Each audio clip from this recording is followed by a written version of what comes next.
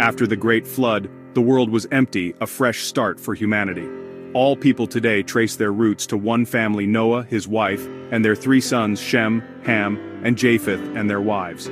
From these 8, new nations and families would grow, spreading out to fill the earth again.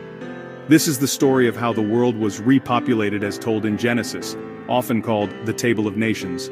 The chapter is like an ancient family tree listing the descendants of Noah's sons, each name representing a person, a family, or even a nation. It explains how different groups began and moved to new lands, bridging the flood story to the rise of ancient civilizations. Japheth's children moved north and west, Ham's descendants settled in Africa and the Middle East, and Shem's family remained in Mesopotamia and Arabia. From just 3 sons, a vast and complex world of peoples emerged. Each son became the father of major groups of nations. This organized spreading out marks the beginning of our world's diversity. First, the descendants of Japheth, Gomer, Magog, Madai, Javan, Tubal, Meshech, and Tiras, settled the coastlands and northern regions, becoming ancestors of European and some Asian peoples. Javan's line led to the peoples of the Mediterranean, like Greece and Cyprus. These families spread out, each developing their own territories and languages, marking the world's growing diversity. Next, Ham's sons, Cush, Mizraim, Put, and Canaan, became the ancestors of African and Arabian peoples. Cush is linked to Ethiopia, Mizraim to Egypt, Put to Libya, and Canaan to the land later promised to Abraham. From Cush came tribes of Arabia and the Horn of Africa. Rama's sons, Sheba and Dedan, founded important trading peoples. Ham's descendants built great civilizations and powerful kingdoms, shaping the ancient Near East and Africa. Their migrations and settlements laid the foundations for many cultures. The story of these families is a key part of the world's ancient history. Through them, the earth was filled with diverse nations.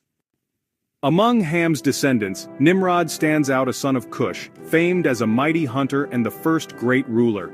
Nimrod founded the first cities in Shinar Babel, Erech, Akkad, and Calneh, marking the rise of urban civilization. He expanded north, building cities like Nineveh, which would become the Assyrian capital.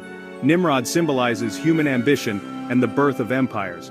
Ham's other sons also fathered influential peoples. Mizraim's line led to Egypt and its neighbors, including the Philistines. Canaan's descendants, Sidon, Heth, and many tribes like the Jebusites and Amorites populated the land central to Israel's story. These Canaanite tribes spread from Sidon in the north to Gaza in the south, shaping the region's history. The families of Ham became builders of cities, founders of nations, and key players in the ancient world. Their legacy is seen in the civilizations that rose along the Nile and across the Near East. Shem, Noah's final son, is given special attention as the ancestor of Aber, the root of the word Hebrew. Shem's descendants, Elam, Asher, Arpachshad, Lud, and Aram, became the peoples of the Middle East, including the Semitic nations. Aram's sons founded the Aramean tribes. Arpachshad's line leads directly to Abraham, father of Israel. Eber's sons, Peleg and Joktan, mark a division in humanity. Peleg's days saw the earth divided, often linked to Babel. Joktan's 13 sons settled in southern Arabia, showing the diversity from Shem's line. The genealogy traces the spread of these tribes across the region, populating a vast area. Genesis presents all the families of the earth as descendants of Noah's 3 sons. After the flood, their descendants formed clans, spoke new languages, and established territories. Shem, Ham, and Japheth are the fathers of humanity's nations. The Table of Nations reminds us of a shared origin and the birth of civilizations across the world.